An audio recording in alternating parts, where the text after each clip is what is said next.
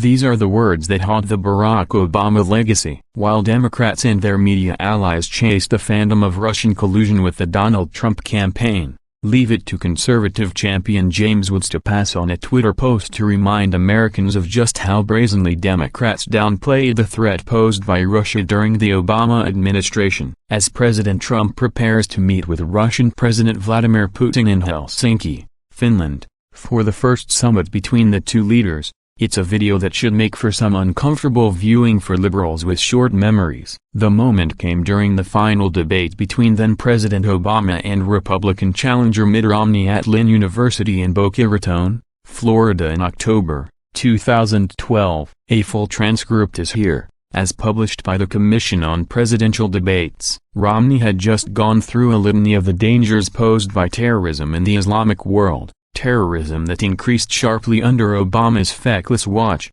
when Obama launched his zinger that gladdened the hearts of his liberal fanbase, but now makes him look like a patronizing fool. Woods passed on a video of the moment in a Saturday retweet, with the message, "This is like an ice cream sundae." And here's the video, just in case Democrats have forgotten it. Governor Romney, I'm glad that you recognize that Al-Qaeda is a threat. Because a few months ago when you were asked what's the biggest geopolitical threat facing America, you said Russia, not Al-Qaeda. Obama said, you said Russia. And the 1980s. They're now calling to ask for their foreign policy back because, you know, the Cold War's been over for 20 years. It sums up the Obama administration perfectly. The arrogance of a president who considered his opponent beneath contempt. The sneering put-down of the past that was loved by Obama's oh-so-modern liberal backers. What the video really proved, though, is that, as usual, when Democrats are accusing Republicans of something, it's because they're guilty of it themselves. In the case of the Trump-Russia collusion fantasy, the party of Hillary Clinton and Barack Obama hope Americans don't remember the infamous reset button of Clinton's first major initiative of her cursed time as America's Secretary of State. They're hoping Americans don't remember how Obama unilaterally abandoned a planned missile defense screen against Russia in Central Europe back in 2009. Even left-wing news sites like The Guardian covered it then, though the mainstream media says little about it now.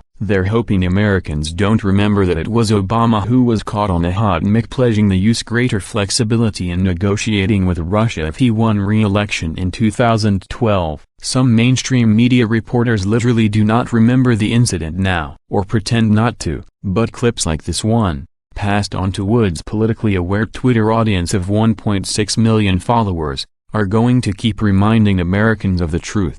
It wasn't Republican presidents or their political party that were soft on Russians during the Soviet Union days. And it hasn't been Republican presidents or their political party that have been soft on Russians since the Cold War ended. Democrats thought Ronald Reagan was wrong to stand up to the Soviets in the 1980s, with the very foreign policy Obama was mocking in that 2012 debate in Boca Raton. And if Donald Trump were not in the White House today, and if the Democrats didn't need the fandom of Russia collusion to attack him with, they'd be cozying up to Putin just as much as Hillary Clinton did to nail the uranium one deal Democrats still don't want to talk about. With every passing day, the Obama legacy gets more disreputable, thanks to the successes of the Trump administration domestically and the strength it projects abroad. And thanks to activist conservatives like Woods, the American people can get some much-needed reminders of how bad things really were when Barack Obama was in the White House.